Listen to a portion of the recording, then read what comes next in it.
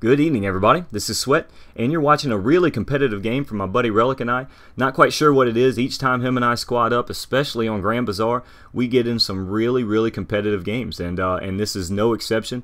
Keep an eye. I am using the M16, and you'll notice if you keep an eye on that ticket counter, we actually get into single digits a couple times with these MCOMs. So really glad we were able to pull it out. And actually, that's what she said. And actually, today's video is about the 4th Battlefield 3 expansion pack, Aftermath. A buddy AJF on one of the message boards that I frequent quite a bit brought this to my attention, and MP First linked an article, and I'll go ahead and link that article in the description below. But they came out with an article, a little bit of information about Aftermath, and of course we're all anxiously awaiting Armored Kill. It cannot get here soon enough. What is it, a couple weeks or maybe a month or two away? Either way, I can't wait for that. But it's always nice to talk about something new, especially because we have to see how this is going to compete with our attention with all the other games that are coming out this fall and this winter. I mean, I think it's going to be a great fall for some of the video game releases.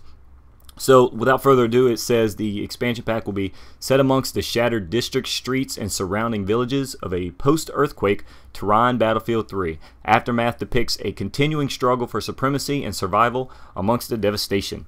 And DICE added, with operational capacity severely compromising, the opposing forces must adapt and engage in vertical and horizontal urban combat amongst the dust and rubble, with cracks and fissures in the terrain providing unexpected cover and paths to objectives.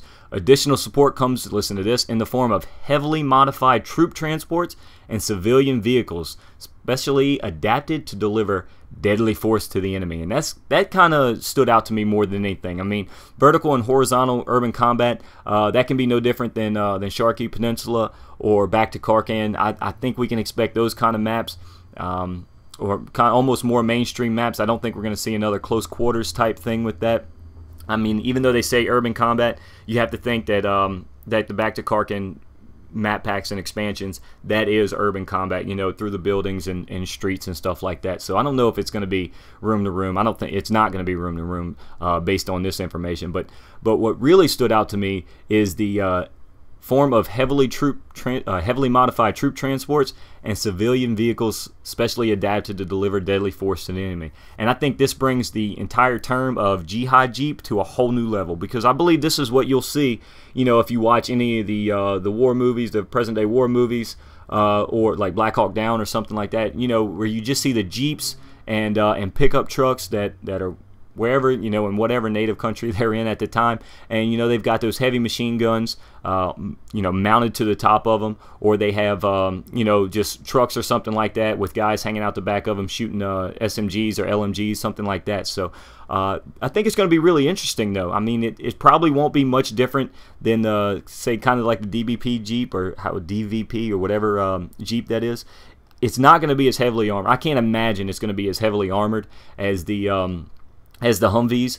So I mean, if you think about it, if you're driving through and you're able to be shot right out of the thing, like you are some of the other vehicles and like the helicopters and stuff like that, I wonder how effective they're going to be. But I still think it's pretty interesting that they're bringing that sort of angle to the game. I mean, because you know, it is, if they're bringing that type of urban combat from around the world, I mean, that's a real world situation. I mean, guerrilla forces around the world do that. So pretty interested in that. As far as heavily modified troop transports, I'm interested in that because we already have troop transports. We already have heavily armored troop transports, the LAV, the Amtrak, and things like that. So I wonder if it's going to be another form of an LAV.